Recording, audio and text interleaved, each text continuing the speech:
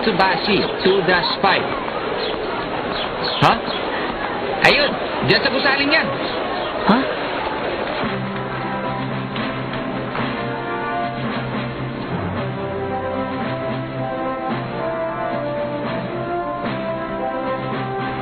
Wow! Ang laki naman!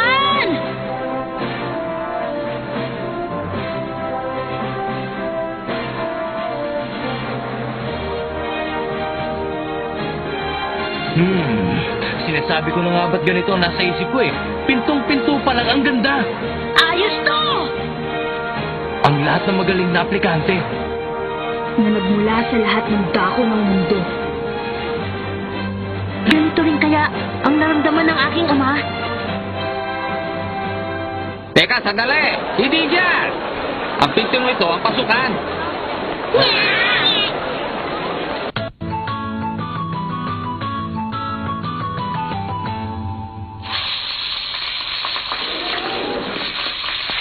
Pumasok kayo! Magandang hapon po! Ay, nako. Niloloko mo ba kami? Ano ka ba naman? Huwag mo sabihin ang lugar ito ay... Manong! 4 na order nga ng steak. Anong pagkakaluto? Mahinang init, okay? Sige, ihahatid na lang. Dito po, sumart kayo sa akin.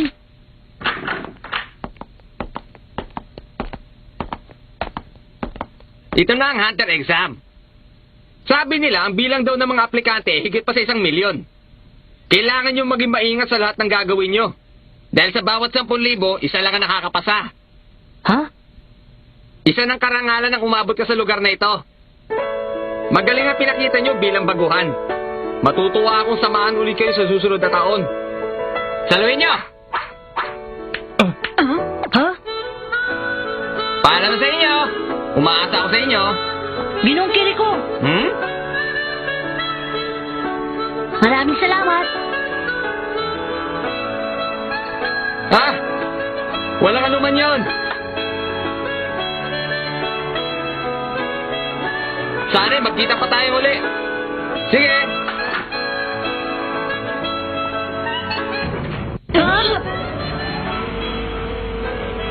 Ang buong kwartong ito ay... Alam ko na. Ayos to. Maraming salamat, ha? Napakasarap pakinggan.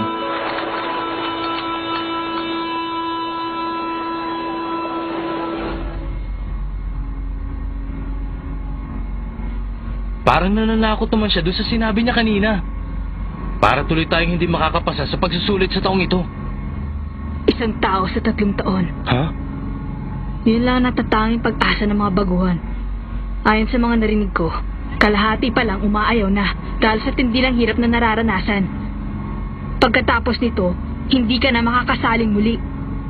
Kurapika, sabihin mo nga sa akin, bakit ba nila ginagawa ang lahat ng ito para lang maging isang hunter? Talaga ba sumali ka dito nang walang nalalaman? Ha? Ewan ko. Makinig ka, ang pagiging hunter ay isang... Ito ang trabaho na mayroong Na pinakamalaking napakalaking karangalan! sa mundo. Kumana ka na naman sa kaanuhan mo, ha? Hinahamon mo ba ako? Gon, makinig ka sa akin na mabuti. May official na license card para lamang sa mga mapipiling hunter. Kapag meron ka nito, maaari ka pumunta kahit saan mo gusto. At maaari ka sumakay sa mga papasayero sa sakyan na libre. Kapag magiging treasure hunter ka naman at sakali makita mo mga nawawalang kayamanan, maaari ka na rin yumaman. Isipin mo na ang lahat ng yun, Gon. Sigurado kung mamumuhay ka na maligaya. Hindi ganun, Gon. Ang trabaho ng hunter ay isaayos ang buhay ng tao at kalikasan.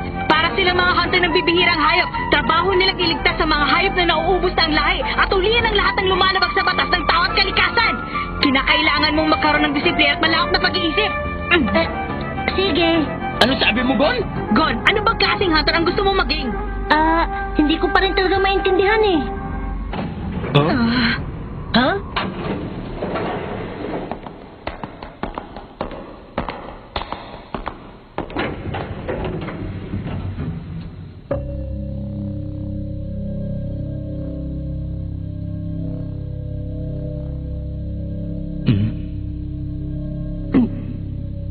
Ibang klase ang nararamdaman ko ngayon. Napakalaki ng pinagkaiba sa mga nakikita naming aplikante. Siguradong lahat sila may pangbihirang kakayahan. Napakaraming tao. Ang bilang niyo ay hanggang ika-405. Kumusta? Ako nga pala si Tomba. Ako ang ika-16 ngayong taon. Taon? Kumusta? Ako si Gon. Silang dalawa naman, si Kurapika Kumusta? at si Yoryo. Kumusta? Mga baguhan kayo ano? Hindi ba? Kaya mo hulaan? Medyo. Alam niyo, ika-35 beses ko na dito. Ano? 35? Oo! Ibig sabihin, eksperto na ako sa pagsusulit. Kung may gusto ka malaman, marang kita turuan. Maraming salamat. 35? Naku naman. Kung gano'n, ikaw pa lang sikat na si Mr. Tomba. Sino ka? Teka, Siguradong hindi mo ako nakikilala. Isa rin akong baguhan. Ika-187, si Nicole. Kumusta na? Ako si Gon. Tingnan natin. Heto, Mr. Tomba. Pang 35 beses nang sasali sa pagsusulit. Pangalawa ka sa pinakamarami. At ayon dito, ikaw ang pinakamataas. ibig sabihin na maraming beses na ako sumali, pero hindi pa ako nakakapasa. Okay lang, sanay na ako. Okay lang, dahil sanay ka naman na. Alam mo, hindi na ako nagtataka sa sinabi mo dahil bagay na bagay sa itsura mo. Excuse me. Nakakainis. Sobra naman ang yabang niya. Baka naisa niya ako dun ah. Pero huwag kayong mag-alala. Totoo naman yung sinabi niya eh. Baka sa pagkakataong ito, kakaiba ang karakter ng mga umabot sa pinakahuling pagsusulit. Tingnan niyo yun oh. Ha? Sigurado makakapasa ako dahil isa akong ninja. Totoong sinasabi ko. Dahil araw-araw matinding pagsasanay ang ginagawa ko.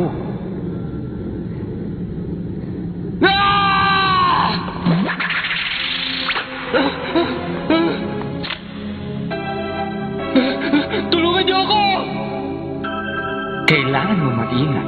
Kapag nakabangga ka, humingi ka ng tawad. Nandito na naman ang mukhang payasong lalaking yan. Ika-44 na sa lamang kero si Hisoka. Noong isang taon, dapat ay makakapasa siya. Pero binagsak niya dahil muntik na niyang tapusin yung isang tagapagbigay ng pagsusulit. Hindi lang yun. Mahigit 20 aplikante rin na naging baldado ng dahil sa kanya.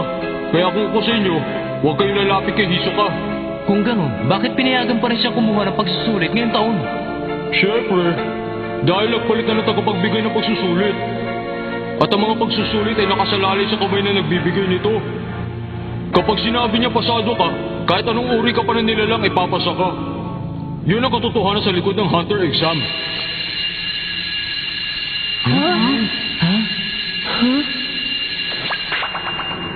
Matapos ang patalastas na ito ay hindi natatanggap ng aplikante.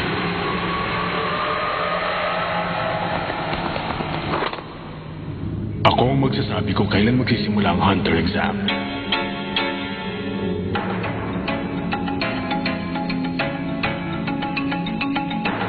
Ayos! Sa wakas, magsisimula na! Teka, mukhang kinakabahan yata ako. Sumunod kayong lahat sa akin. Gusto ko lang ipaalala sa inyo na ang Hunter exam ay masyadong malupit.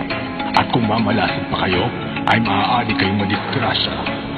At higit sa lahat, maaari nyo rin itong ikasawi. Sino naman sa inyong may sapat na lakas ng loob, sumunod lang sa akin.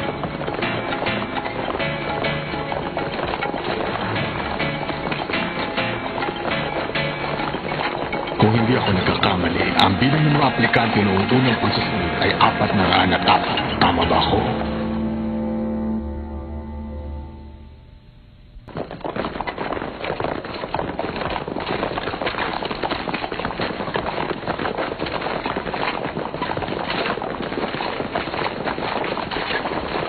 Aba, wala man lang nagpaiwan kahit isa. Akala ko may uurong doon sa sinabi niya. Tayo ay Naiintindihan niyo na ba? Bumibilis ang bawat hakbang natin.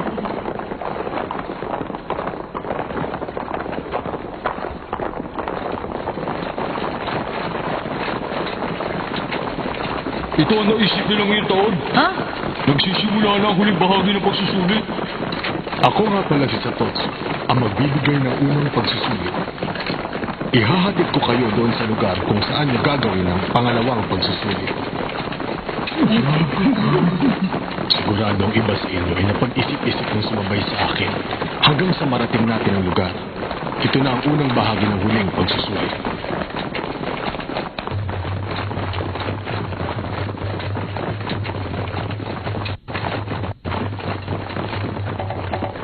Gaano katagal na tayong tumatakbo?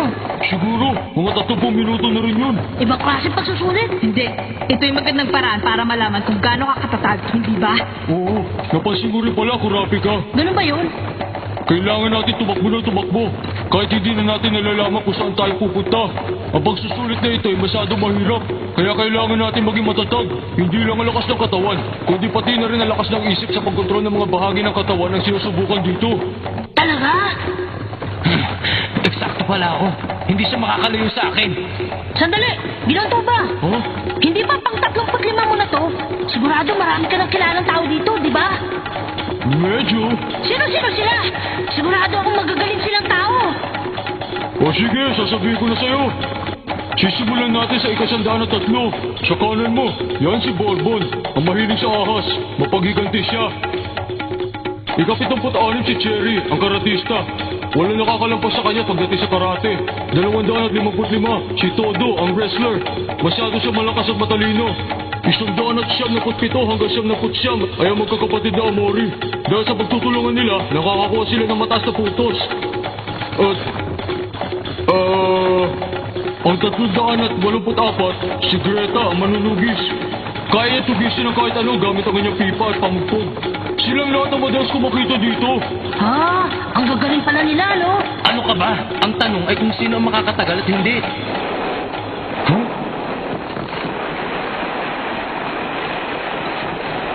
Wow! Ang galing na!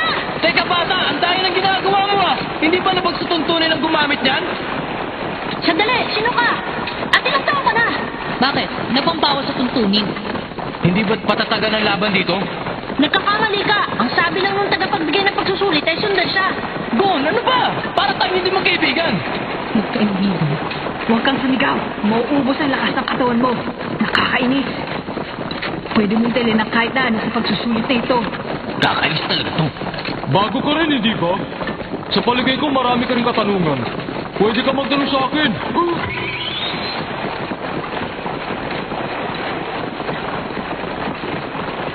Bakit? Hindi ba tinanong mo ang pangalan ko? Oo. Pero kung ayaw mo akong sagutin, ayos lang yun. Ako si Gon. 12 taong gulang. 12 taon. Bakit? Ayaw mo na bang gamitin yan? Manong, ilan taon ka na? Ha? Anong manong? Hindi tayo nagkakanin ng edad, ano? Talaga? Isa ka pagod. Sumusobra ka na. Hindi na kita kakusapin. Makalayo nga.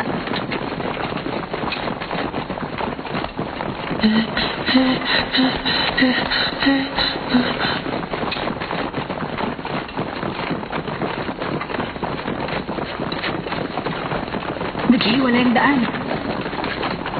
Sino kaya itong batang to? Parang magkasing edad lang kami ah.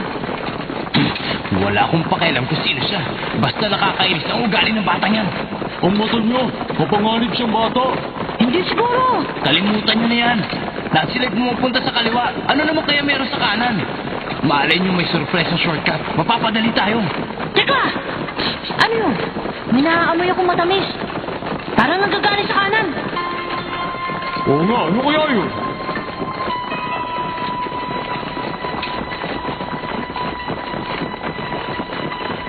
Dalawang daan na naman. 3 oras na rin yun. Gano'ng katagal pa kaya kami tatakbo? Ha? May naaamoy na naman akong matamis. Doon sa kanan. Oo, para sa uri ng katas. Huh? Ayos ka na ba? Hindi ako makapaniwala. Gaano katagal na ba akong tumatakbo? Bakit wala pang bumabagsak sa mga aplikante? Masyado ko kasing minalit ang hunter exam nito. Hindi. Ang lahat ng aplikante umabot sa huling pagsusulit. Kahit ang iba pang aplikante na nagmula sa iba't ibang grupo at may kakaibang kakayahan, masyado ko itong minaliit. Sa bawat 10,000 aplikante, Isa lamang sa kanila ang pumapasa. Isang tao sa 3 taon, iyon lang ang pag-asa ng isang baguhan. Totoo nga. Ang piniling tao lang ang makakapasa dito. Isa nga lamang itong imahinasyon para sa ordinaryong taong tulad ko.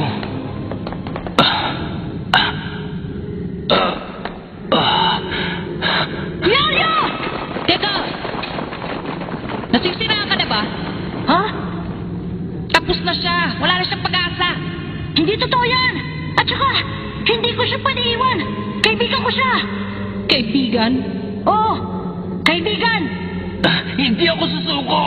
Ibibigay ko ang aking makakaya para lang maging hunter! Teka, huwag mo pwersahin! Magpahinga ka naman! Tumahimik ka! Kung magpapahinga pa kayo dito, iiwanan ko na kayo! Narinig nyo? Ano ba? Binigo ako ng aking hita! Malamang hindi lang pera ang habol mo. Tumahimik ka! Dahil pera lang talaga! Wala na ako iba pang gusto! Hindi itong tamang oras para pagtalunan yan! Ginong Tomba, anong gagawin natin? Alam ko na, ang amoy na yun! Ha? Doon sa hati! Yung matamis na amoy doon sa kanang bahagi! Pare, may babalik na natin ang tibay ng katawan mo! Anong sabi mo?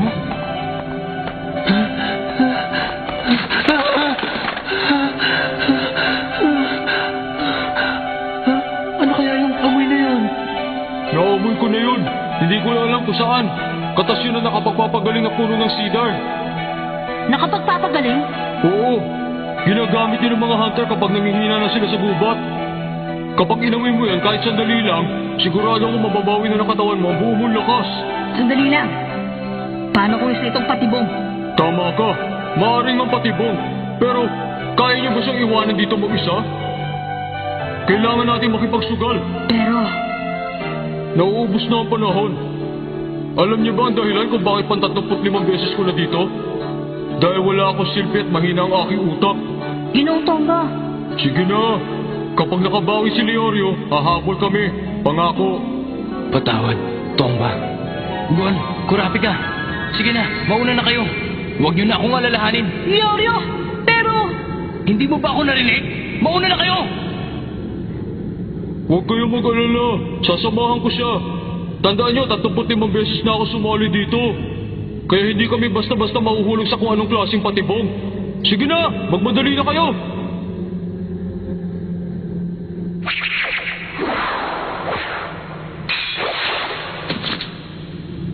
ang gamit niya! Alagaan mo si Leorio, ah! Oo.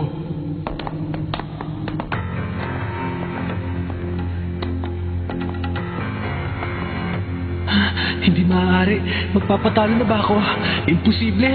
Walang sino man ang makakahigit sa akin. Sa pag-aaral, sa palakasan. Ako palaging nangunguna. Hindi ito maaari. Ako ang pinakamagaling. Mukha yata hindi ka rin tatagal. Ngayon, alam mo na ang pakiramdam kung paano maging kulelat. Hindi ba? Tutulungan kita. Ako'y... ano ginagawa niyo? Hindi pa ba kayo alis? Ah, pasensya na kung naghintay ka. Maaari ka na mauna. Bakit? Hindi pa kayo alis? Oo, hihintayin namin makabalik si Leorio. Kurapi ka, gusto ko silang kumustahin doon. Kahit sinabi ni Ginoong Tomba na huwag tayo mag-alala. Sasama ako. Sigurado makakahabol pa rin naman tayo eh. Pangako, babalik kami. At pagbalik namin, magiging masaya ako kung sasabihin mo ang pangalan mo. Hindi ko kasi alam kung paano ko tatawagin eh. Sige, mag-ingat ka!